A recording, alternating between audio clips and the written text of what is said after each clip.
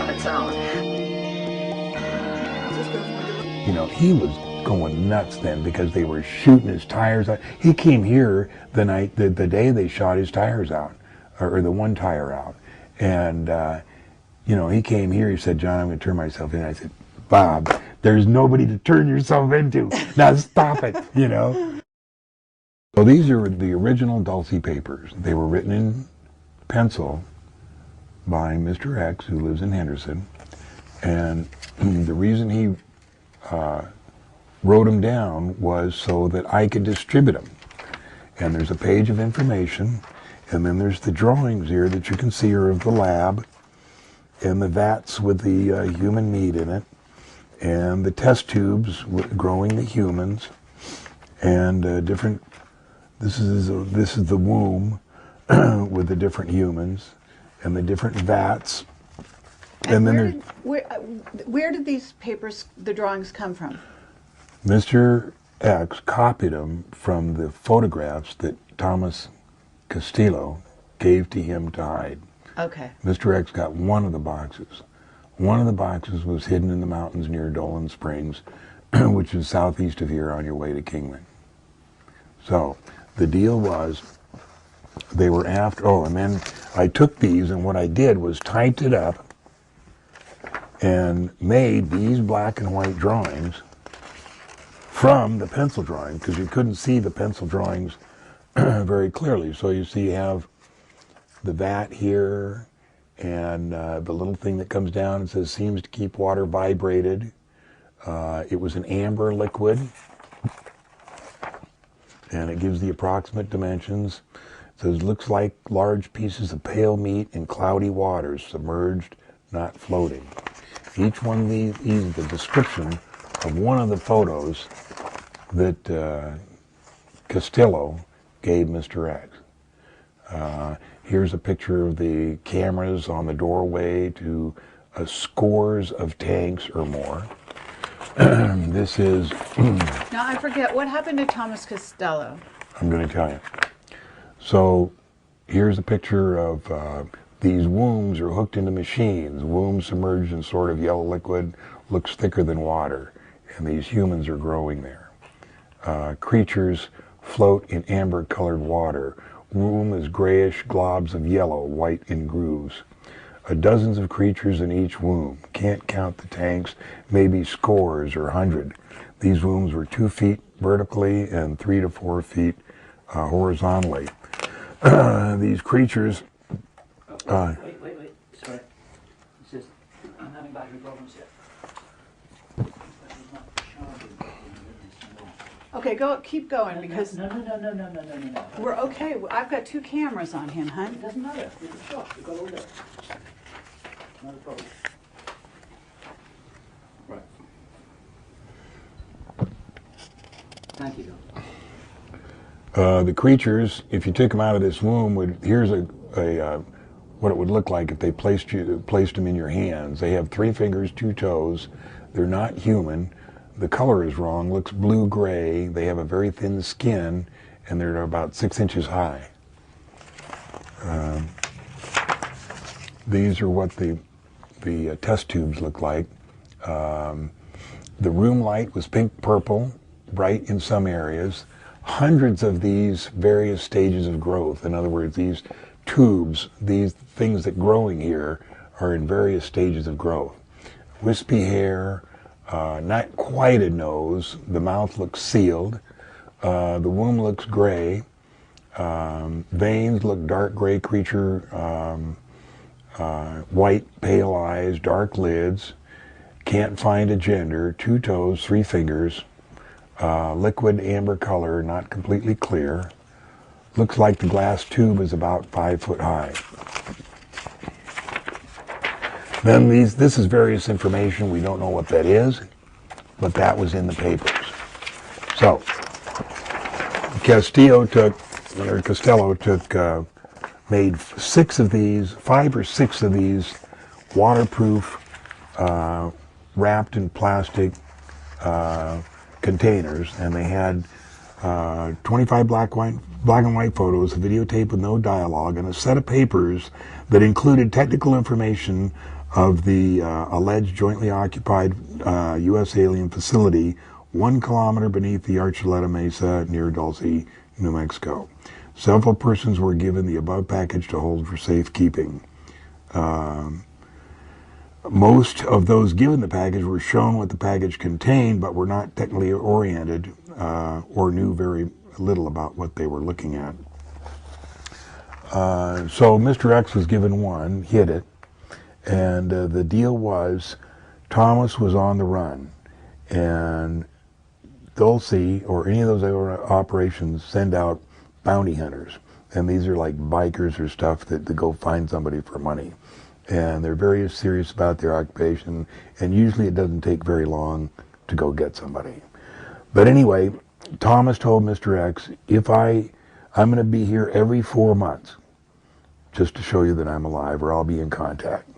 If I miss 2 4-month contacts or 8 months, 2 in a row, then you can release these papers. So this all happened in 1987.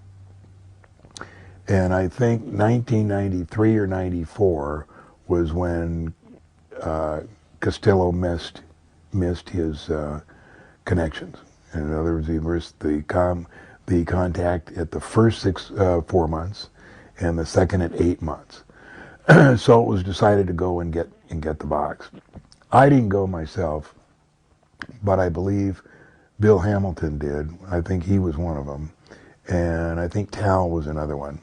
But I'm not sure. I don't remember. It's been, it was 20 years ago, and I don't remember. But I do remember that it was a serious effort, that they made at least 6 expeditions in to find this box, and it was never found. This was at the top of the mountain, is that correct? It wasn't at the top. It was. I don't think it was at the top. It was hidden about halfway up. Oh, but like I said, there was like a spell or a black magic, some kind of spell cast on that whole area around the box.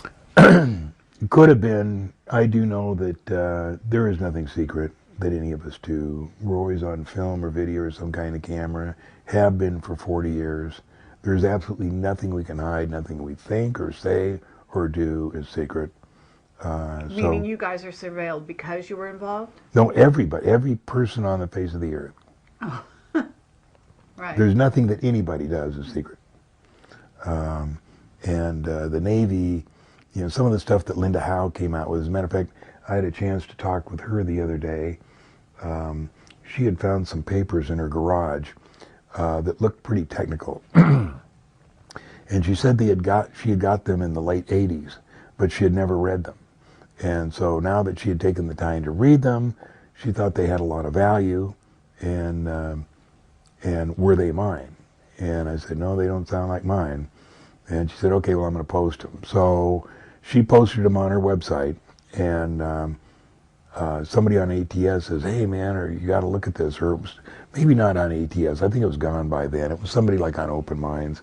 And I said, okay, I'll take a look. So I went over there, and it was, you have to pay dues, or, you have to pay a fee to get on her stuff. So I couldn't get in. So I wrote her, and I said, Linda, I'm a little short at this time.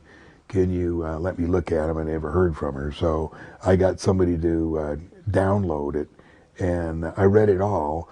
And all it was stuff that me and Tal and everybody else in the industry, somebody had taken all that and put it together like it was one big, document. Oh, okay. All of our stuff. And there were some hidden phrases. The one I remember specifically was talking about a former Attorney General in Nevada named Brian, and I forget what his first name was. His last name was Brian, and it was spelled B-R-I-A-N, and his real name is B-R-Y-A-N.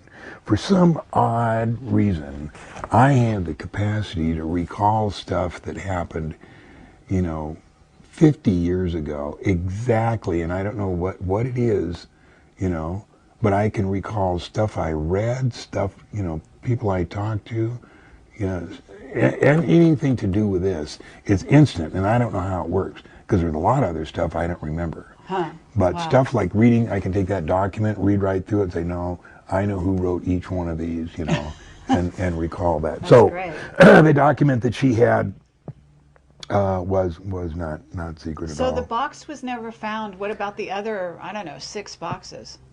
Each one was given to a friend, and none of them was found. Okay.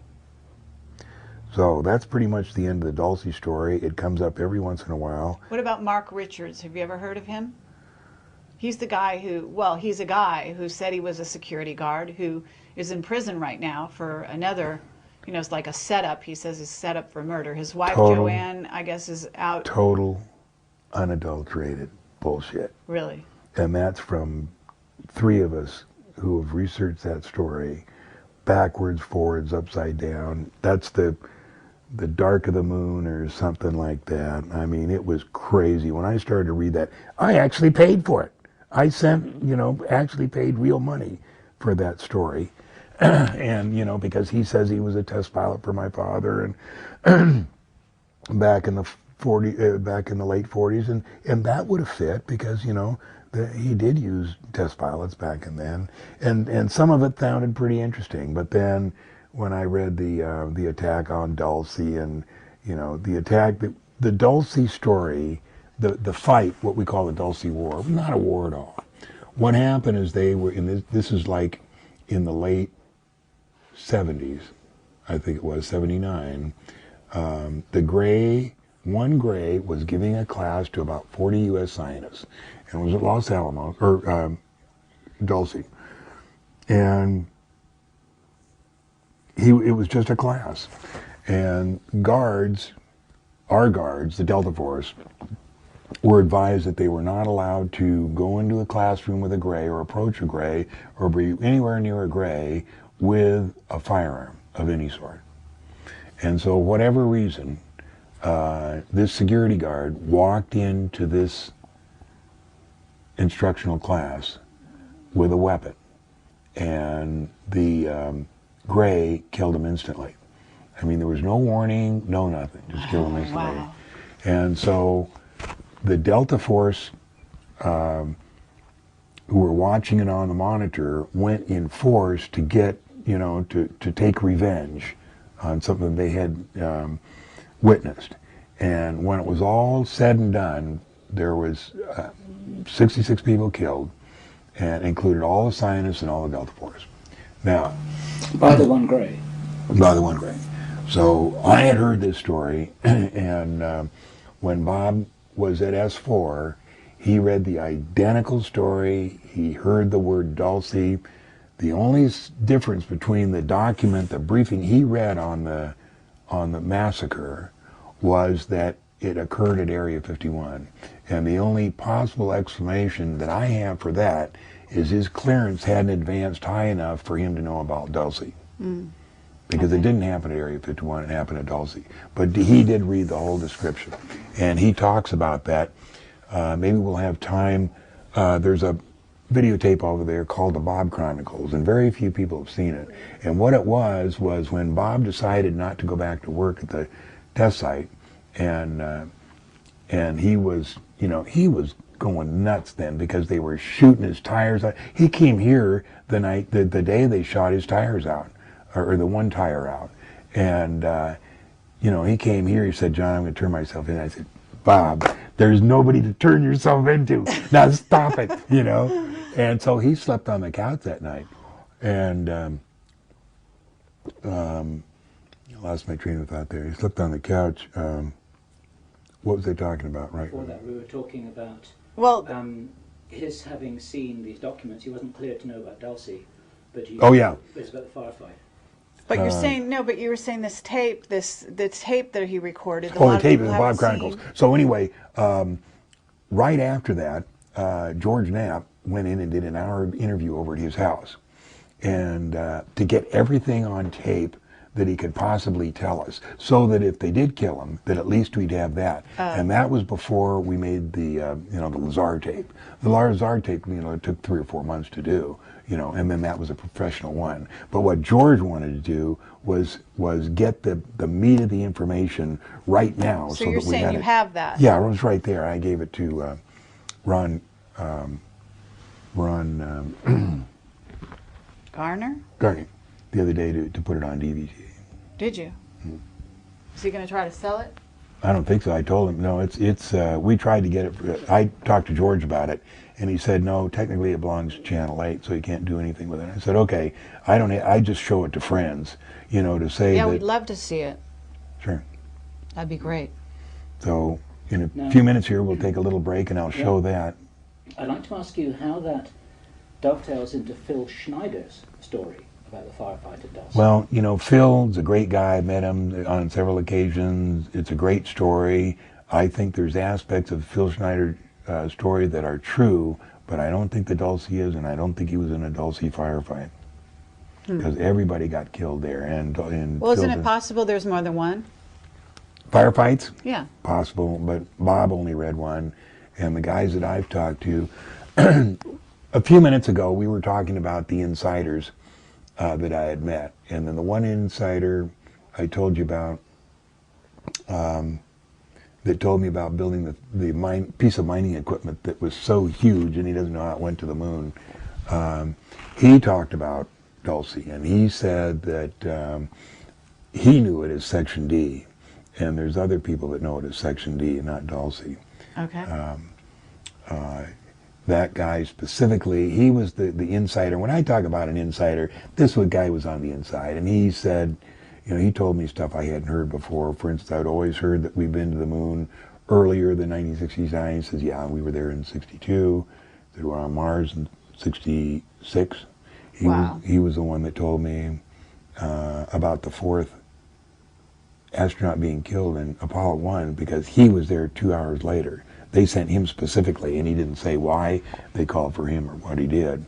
But he said that instantaneously, as the fire was going out, NSA, who controls everything there, it's not NASA, it's a national security agency, they locked down the whole area. Nobody moved while they went in there, NSA guys, and removed that body. They had to, you know, take Grissom and Chaffee and White and get that guy, because where he was sitting was down by the environmental control unit.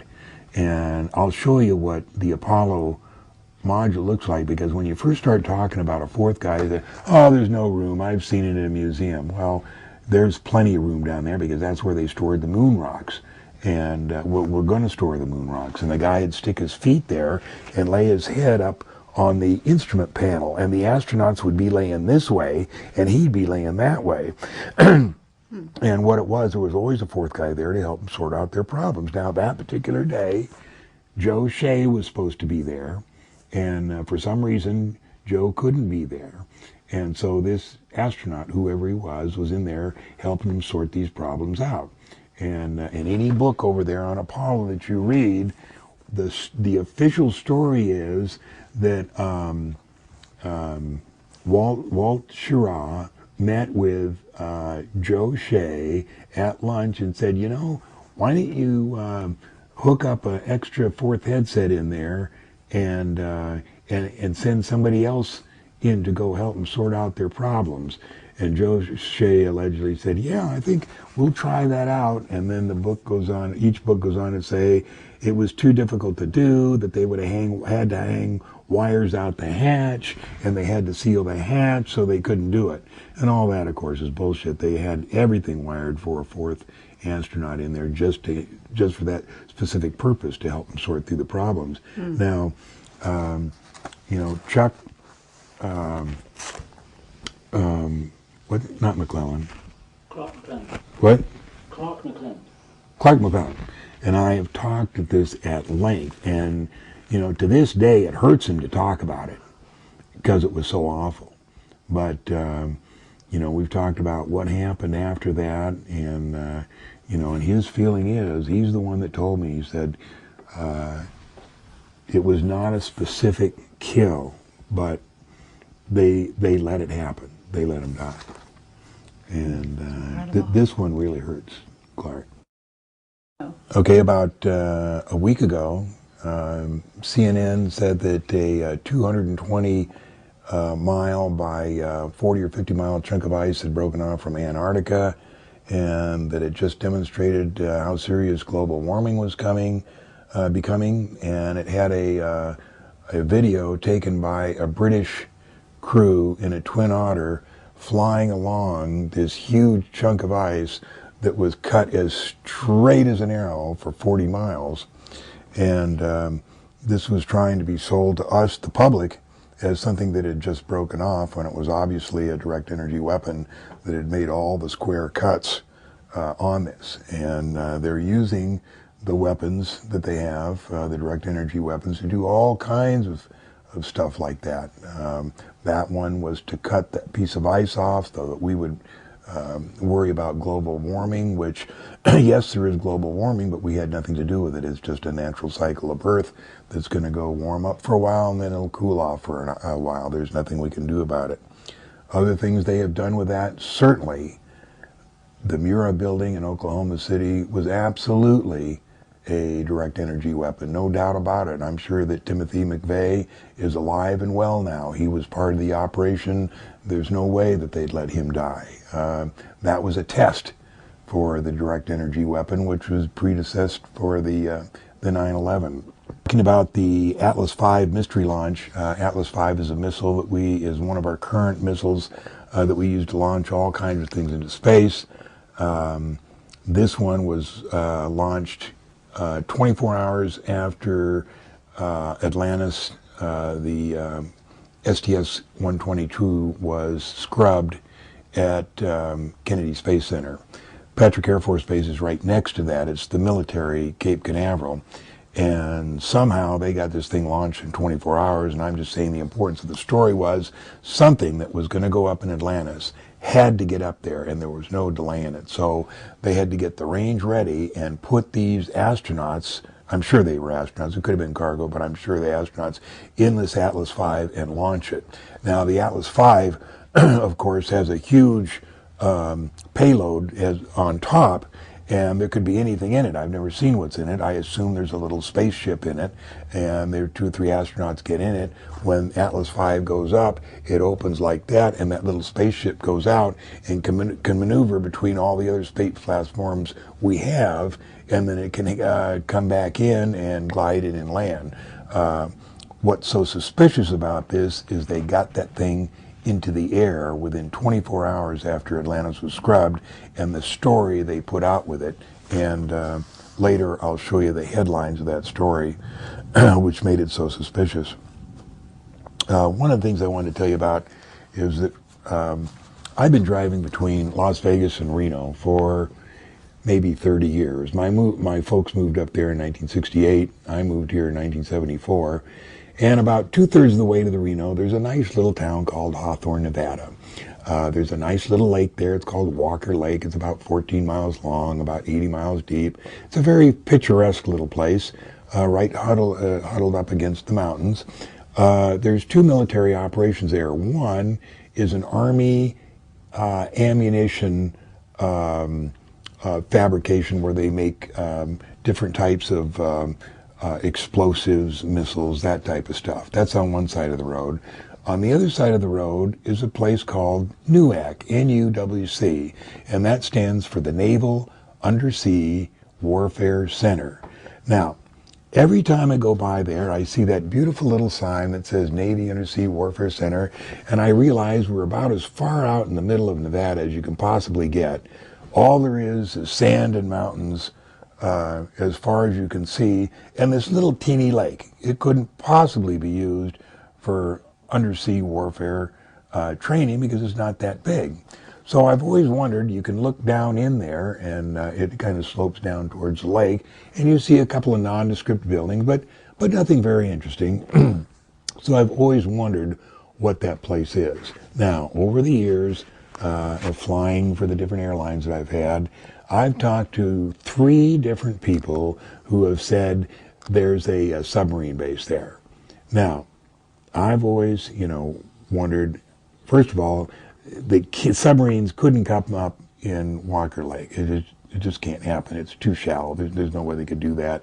And besides, there's a bottom to that, and they couldn't come up. So these people have been very knowledgeable who have told me this, and I've always wondered what the real deal was. So last August, I gave a talk at the San Jose UFO Expo West, and my topic was the civilization on the moon when I talked about the civilization on the moon.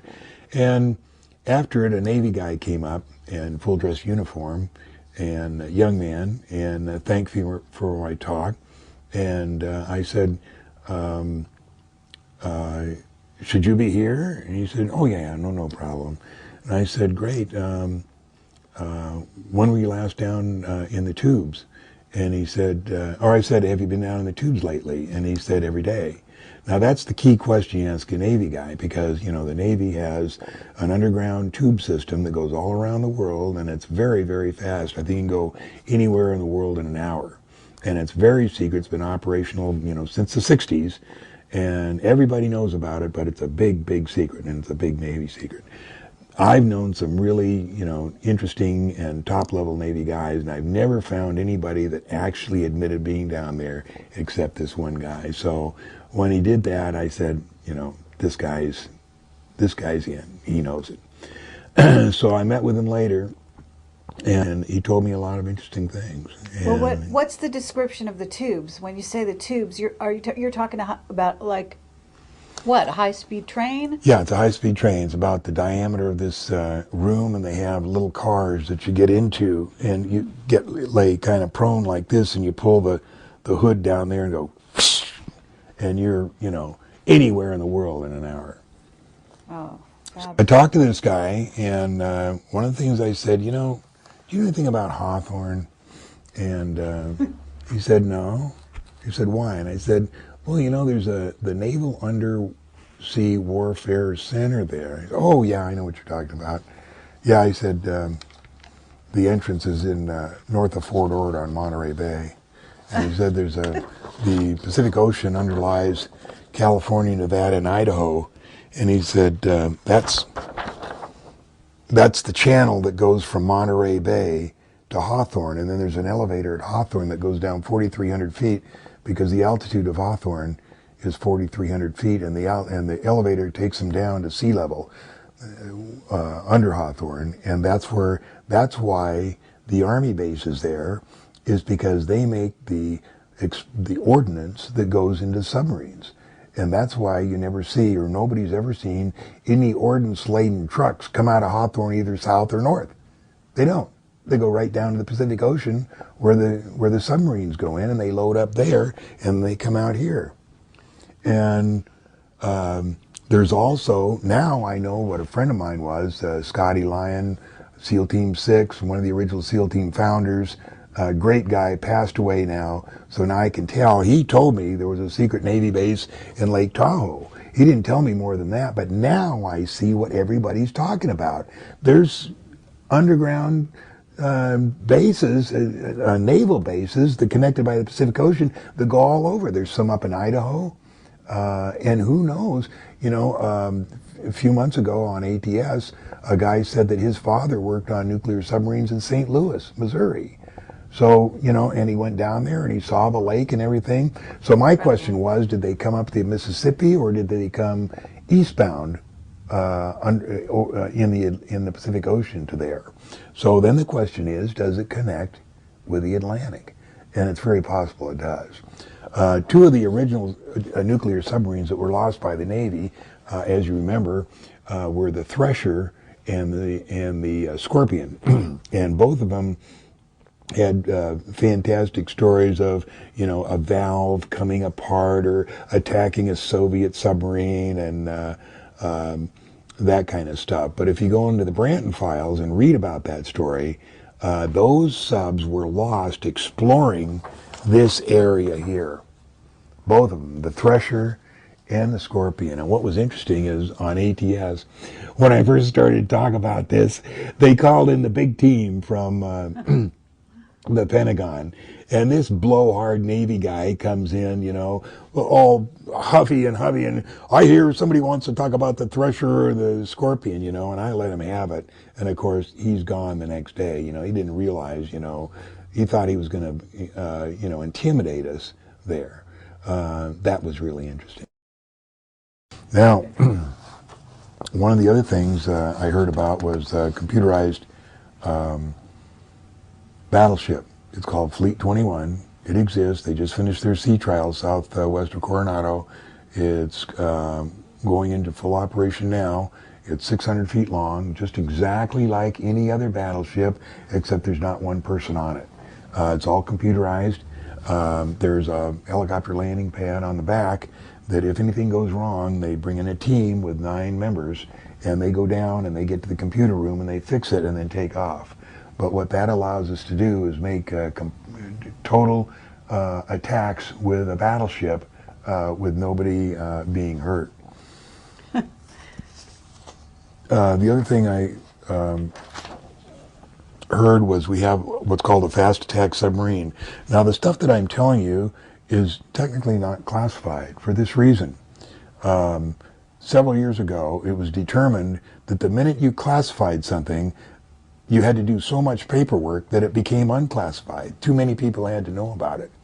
So the best thing was to do is not tell anybody about it except those people that knew about it, and not classify it. And that way you could keep it more secret, if that makes any sense. This is a nuclear-powered fast attack submarine. The interesting thing about this is, I believe it uses fusion instead of fission. It's only 70 feet long. Imagine a nuclear source that could power that thing within that small space. This is a 12-man SEAL team lockout. And this is the submarine. I think there's about 70 of them now. That's the one I believe that cut the cables, because they can dive down deep enough, get down there and have their 12-man team go out there and do whatever they want with the cables. This thing is very highly advanced. It's 70 feet long, goes 120 knots, and has a 9-man crew. The ROV here stands for Remote Operator Vehicles. They're tucked in there, and there's 3 of them. One of them can fly. One of them can actually go up and fly around and take pictures or do whatever you want. Now, you look at the 20-knot speed and say, John Lear, now come on. We know that planing and submerged hulls cannot possibly go that fast. Well, the fact is, now they've perfected, solved boundary layer control. And boundary layer control is that portion of the sea that comes in contact with the ship and creates the friction. Is that similar to the technology they got on the wing of the B-2 bomber? Yeah. But applied to water? Submarine. I understand. And they make that, and they make the stuff up in space on our manufacturing plants.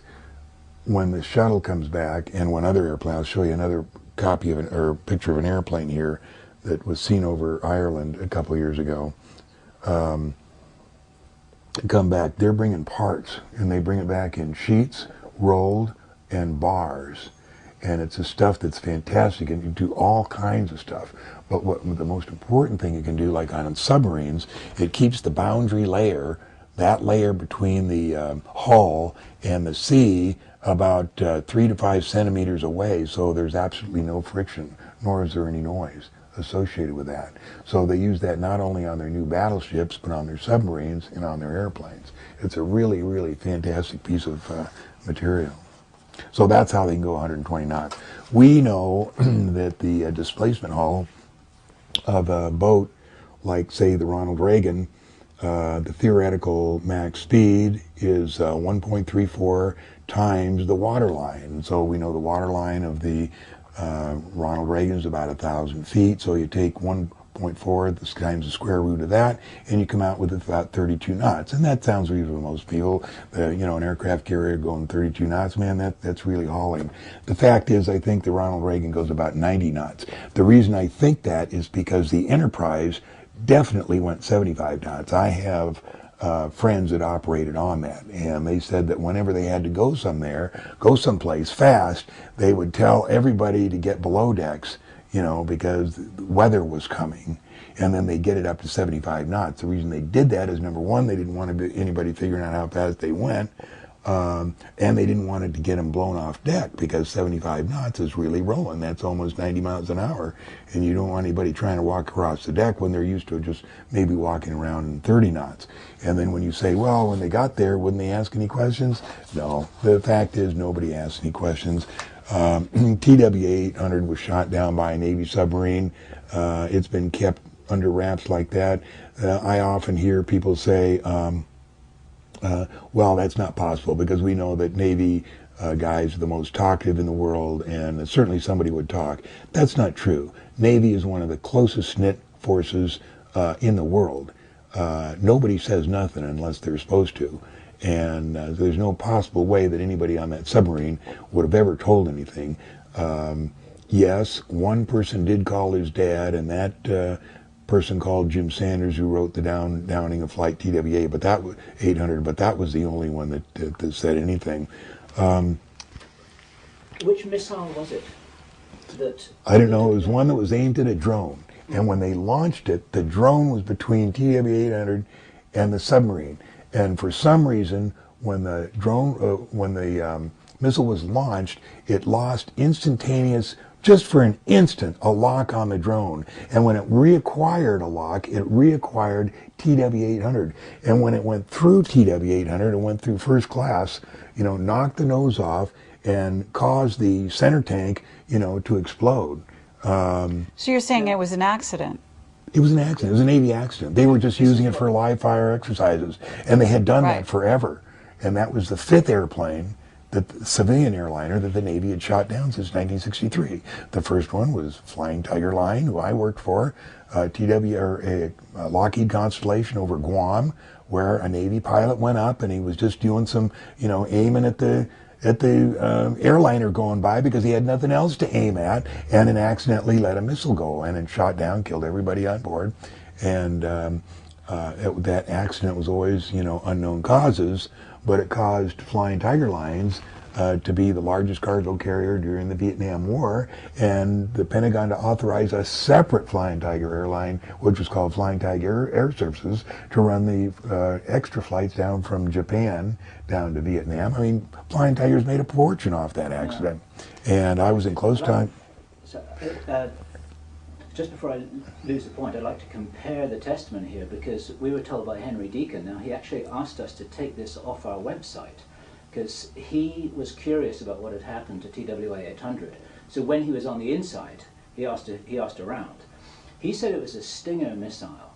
It aimed exactly at the drone and just missed. It's exactly the way he said. It was a Navy genuine accident.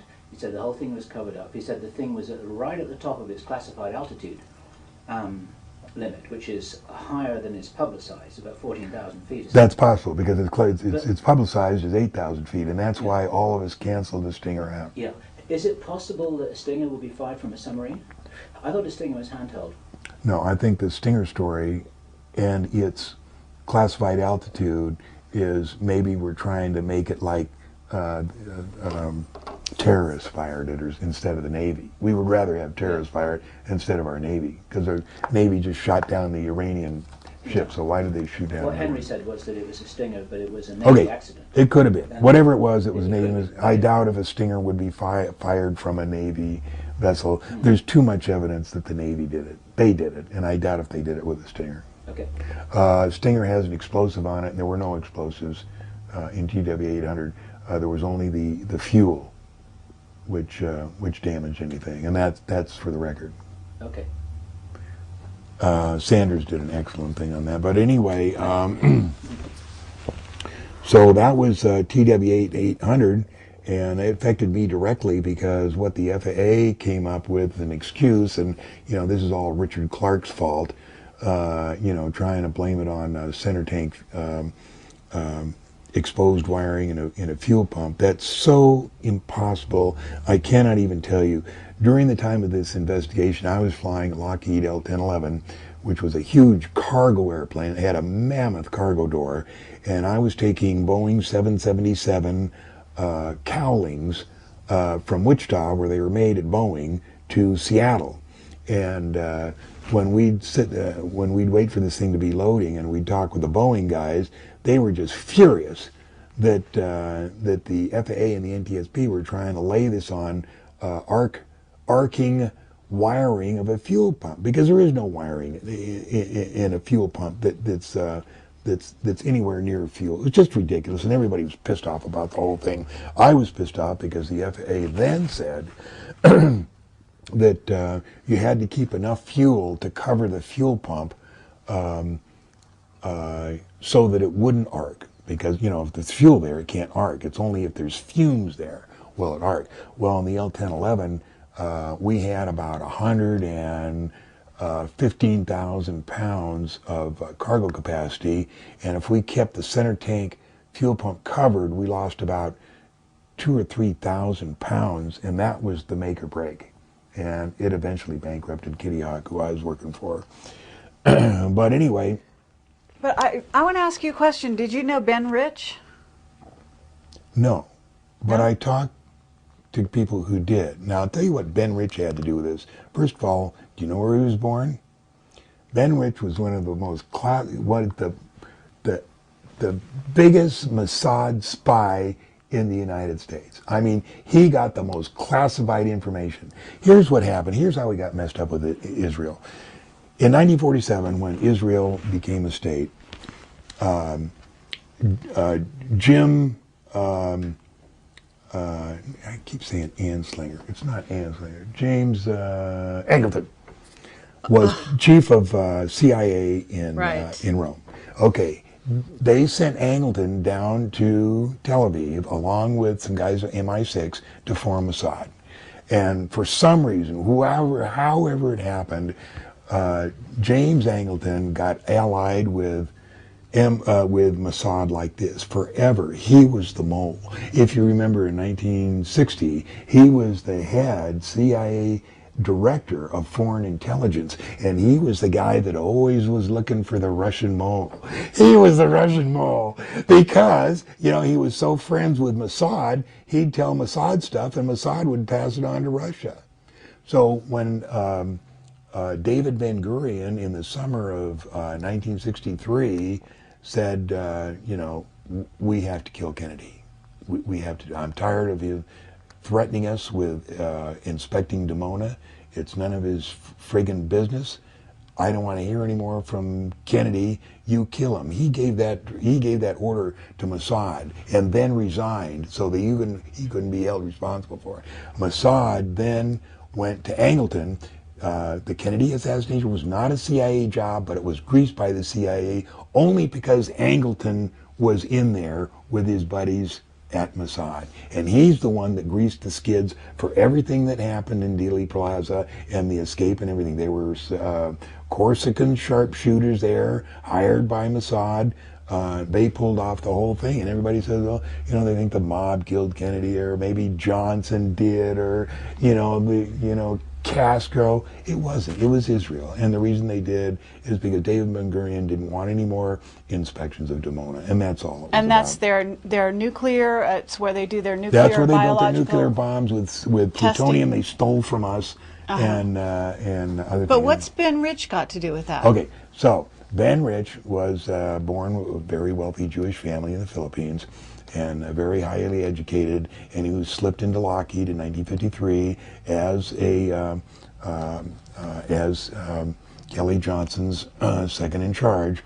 And he was there for the development of the U-2, and he was there for the development of stealth. You know, there are a lot of Ben Rich famous kind of UFO quotes that kind of allude to things that technology, right? Right. Yeah, there's nothing of that in that book. That book's the inside story of the development of the U-2 I understand. And the SR-71. But he did say, he said, what's the exact quote? You probably remember it. We have stuff that would make Star George Wars Lucas jealous. That would make... We could take E.T. home. Yeah. Yeah. Yeah, so I mean, he was an insider from way back, is what you're telling me, right? Yeah, but he was a Mossad spy, and I'm going to tell you how they did it. Okay, now, But on some level, if he's a Mossad spy, because the Mossad seems to be in cahoots with, if you want to call them, you know, the NASA Nazi group. I'm glad you understand that, because when people say, did Israel have anything to do with 9/11, I said, as much as Santa Claus had to do with Christmas. So anyway. So yeah, they're all working together. If you're telling me Angleton was involved with Mossad, you're telling me Ben Rich is involved with Mossad. You know, we've got we've got the whole, there's a whole alignment there. Absolutely, positively, beyond a shadow of a doubt. So now we get ready to build the stealth fighter, and this was the beginning of the real secret stuff that went on within our government. The Navy wanted a secret stealth fighter of their own. It was called the F-19. And it gets confused here because people say, oh, the F-19, that was really the 117A. They just renamed it. No. The F-19 was a separate airplane. They made 62 of them. I had a friend that not only worked in avionics, but I had a friend that knew about it. He didn't fly it, but he knew the guys he did. So it was a completely separate airplane. At the Skunk Works in Burbank, there was a Grigg iron kind of a curtain that went down at the Skunk Works, and you had the 117A on this side and the F-19A on this side. They used both F-404s, the engines. They used both the same landing gear, and the reason was is they were trying to build this secret Navy airplane without any money, using spare parts from the F-117A so that they keep it absolutely, totally secret. And you know what? They have to this day, because you can't find a person. And that's one of the big problems I had on ATS. People would come down on me. I'd start talking about the F-19, and boy, I'll tell you, you talk about a sensitive subject. They didn't want to hear that. So here we have Ben Rich on page 48 talking about the Skunk Works and how it works. And he says, meanwhile, the Navy came to us to test the feasibility for stealthy weapons system and set up their own top secret security system that was twice as stringent as the Air Force's. We had to install special alarm systems that cost us a fortune at the section of our headquarters building devoted to naval work. Okay, now here's the setup. All they wanted was stealthy systems. Okay, in the next paragraph he says, in the midst of all this inter-service rivalry, security, and hustle and bustle, Major General Bobby Bonds, who was in charge of tactical warfare, came thundering into the Skunk Works with blood in his eye on a boiling September morning. The Santa Ana winds were howling, and half of L.A. was under a thick pall of smoke. My asthma was acting up, and I was in no mood for a visit. But General Bond was a brooder and worrier and drove me and everybody else absolutely bonkers at the time as he followed the progress of the F-117A. He always thought he was being shortchanged or victimized in some way. He pounded on my desk and accused me of having some of my best workers of his Have Blue airplane, which was the 117A, to work on some rumored Navy project. I did my best to look hurt and appeased Bobby, and even raised my right hand in a solemn oath. I told myself, so what? It's a little white lie. What else can I do? The Navy project is top secret, and Bond has no need to know. We could both go to jail if I told him what was really up. So here he says, unfortunately, on the way out to lunch, the general spotted a special lock and alarm system above an unmarked door, which he knew from prowling the rings of the Pentagon was used only by the Navy on its top secret projects.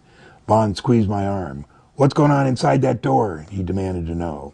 Before I could think up another lie, he commanded me to open the door. He said, Rich, you devious bastard, I'm giving you a direct order. Open the goddamn door this instant or I'll smash it down myself with this goddamn fire axe. The guy meant every word of it. He began pounding on the door until a crack finally opened. He forced his way, and there sat a few startled Navy commanders. Bobby, this isn't what you think, I lied in vain. The hell it isn't, you lying SOB. I surrendered, but not gracefully. Okay, you got me. But before we go to lunch, you're going to have to sign an inadvertent disclosure form, or we'll both have our asses.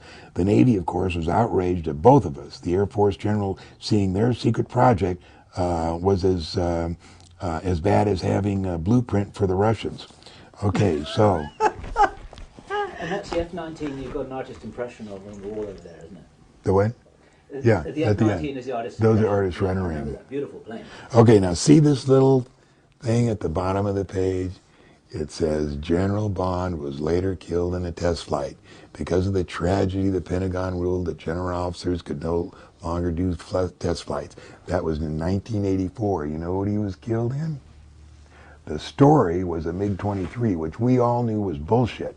He was killed in an F-19 because he demanded the Navy let him fly it, and what they did is they disabled, electronically disabled the control system and killed him. And the reason they did is they didn't want the Air Force to know about the Navy project. And the reason they didn't want them to know about the Navy project is part of those airplanes were going to carriers and part were going to Israel. And that's the story of Ben Rich. Are you saying that Israel had or has the F-19? F-19, yeah. I mean, it's 25 years old. I mean, it's a big deal. Israel has, does Santa Claus have Christmas?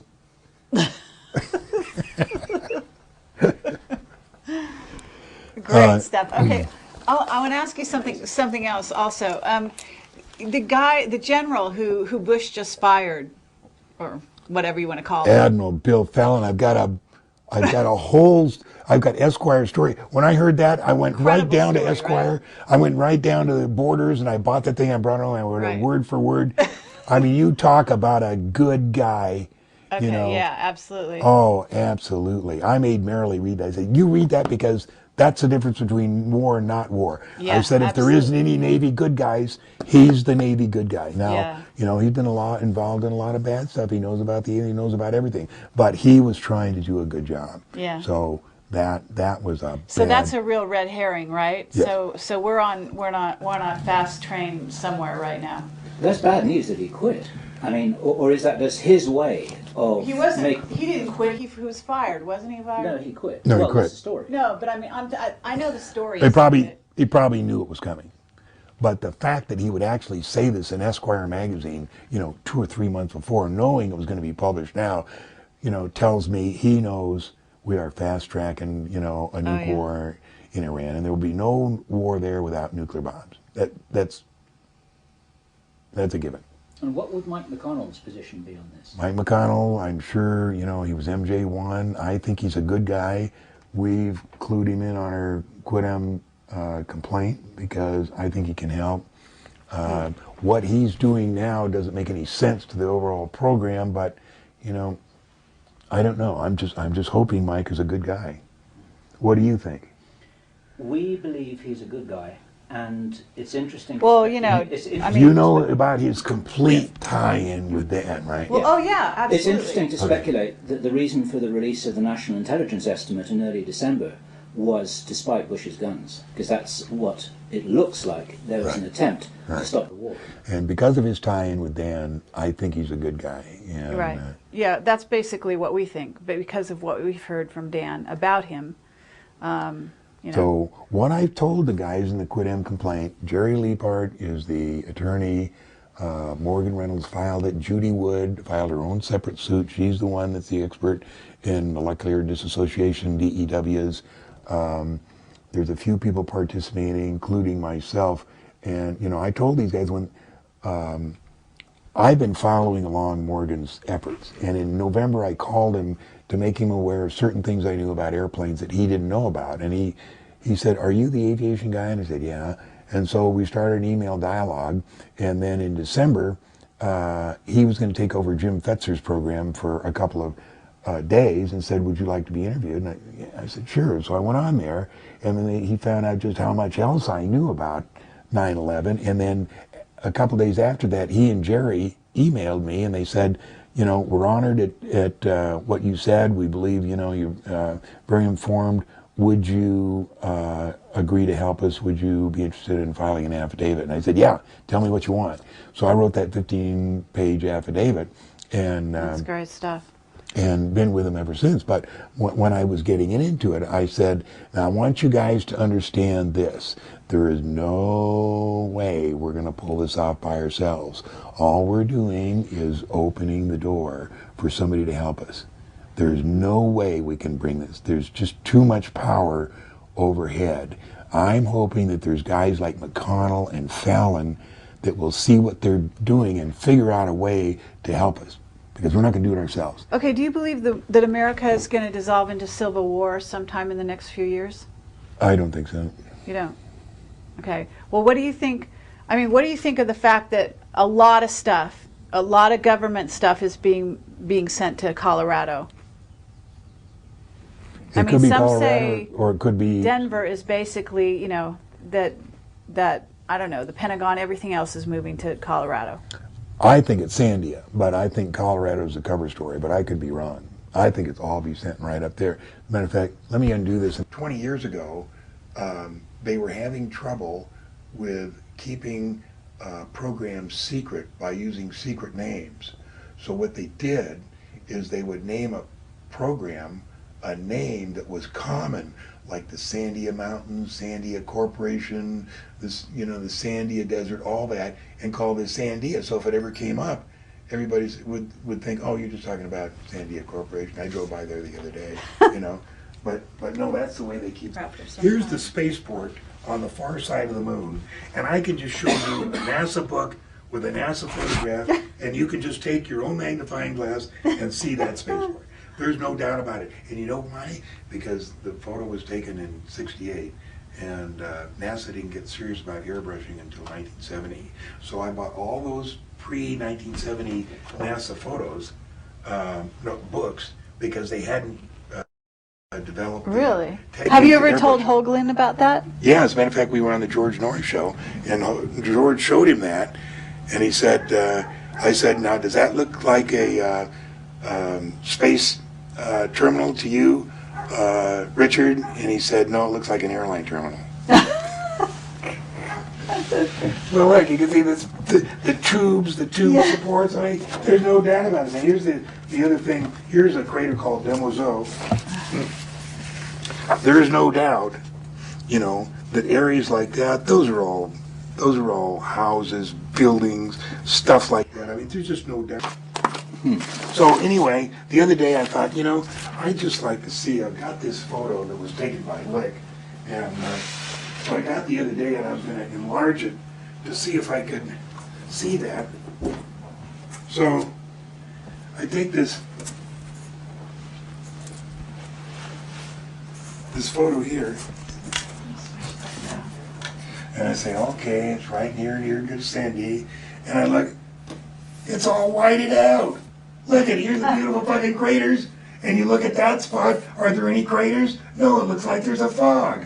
You talk about something that really pissed me off. So anyway, I'm looking to see, to show you Sandia, and let me... Yeah, please do.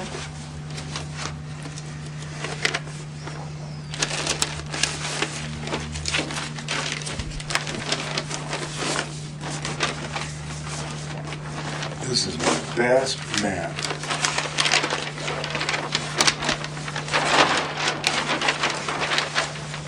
Here's Las Vegas. Right. Here's Groom Lake.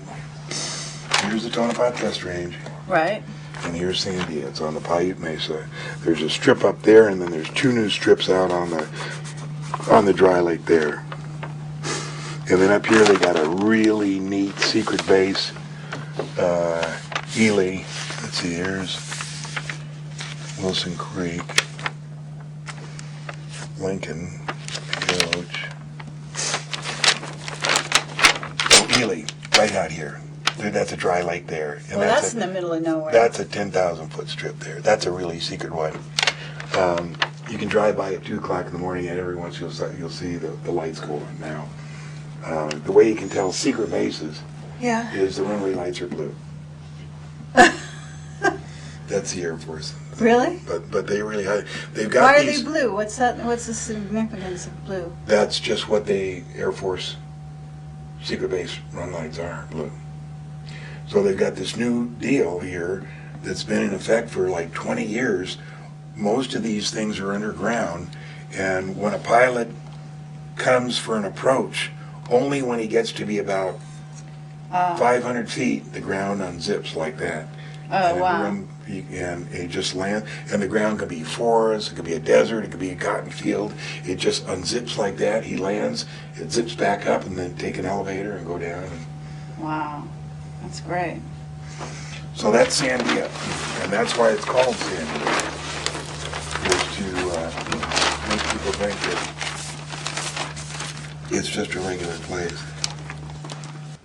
So you haven't had any exposure to time travel, to jump rooms, to... No, the jump room is great, and the other day Ron Blackburn was over here because he gave my 6-year-old a computer, and I'll have to think about whether we should edit this out or not, but I was talking about jump room, and Ron said, oh yeah, I know that, it's jump jump technology. He said it just like that. Oh, that jump technology, I know that.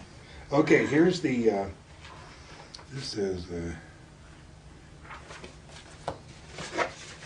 the space plane that the guy saw over Ireland.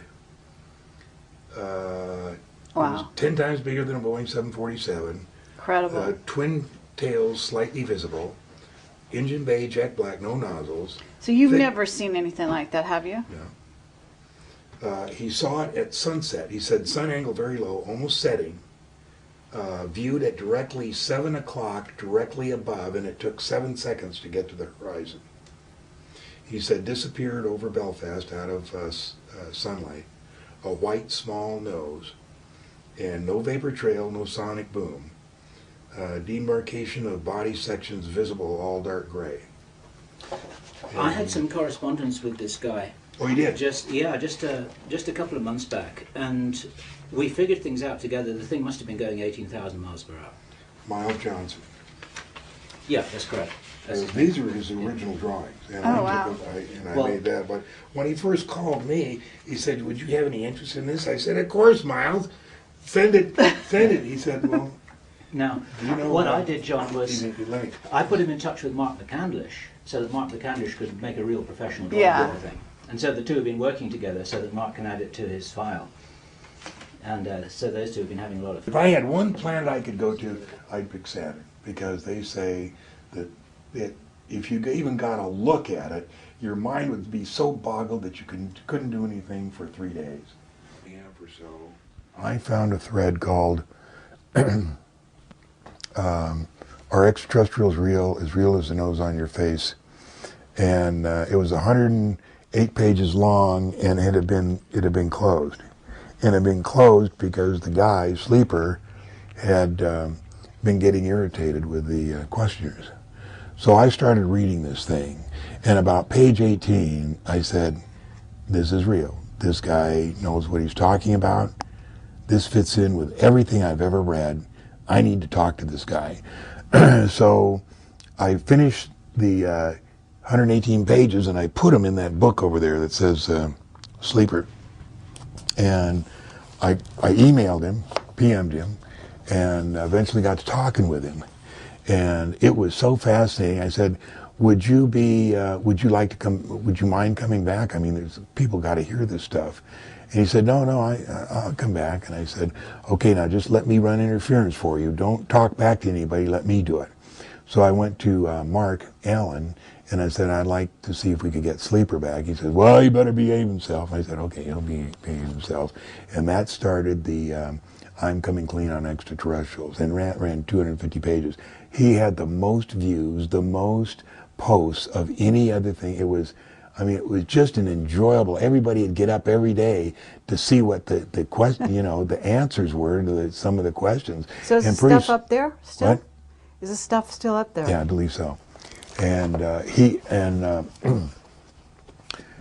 people. It eventually got the very few insults. Of course, you're always getting the guy that comes on and says, this looks like a whole little horse pucky to me, and I'd handle it. I'd always get on there first thing in the morning and handle the guys, and so Sleeper wouldn't have to do it. It was great up until the very end. I mean, even at the very end, it was wonderful, and we had a lot of fun with it. And then, along with that, he wrote a blog called What It's Like to Spend a Day with an Extraterrestrial, and it's the most fascinating space story you've ever read. And he says at the beginning, he said, I forget exactly what he says. He says, this is written as a screenplay, but believe it or not, every word of it is true.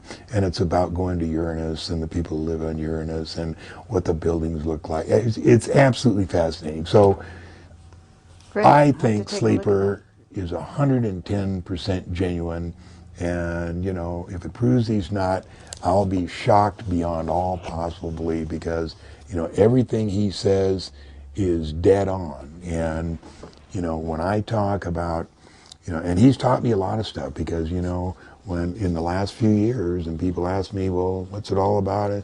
Well, I don't know, maybe the Greys are selling our souls or, you know, doing the harvesting us. You know, I was wrong, you know. They're here to do a job.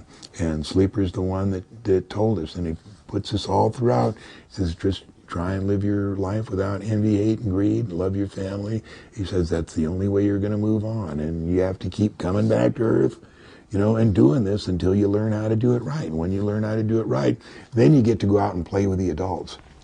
So Sleeper's the one that, you know, and when I started talking, it's really interesting to see the gentle transformation because, you know, in the beginning he says, people would say, is John Lear right? Is there cities on, people on the moon? And he says, no, there's nobody up there. And at the end, he said, yeah, John Lear's right. There are cities and people on the moon. It was a really neat transformation. It took a while to do, but for him to come out, but it was That's really great. cool.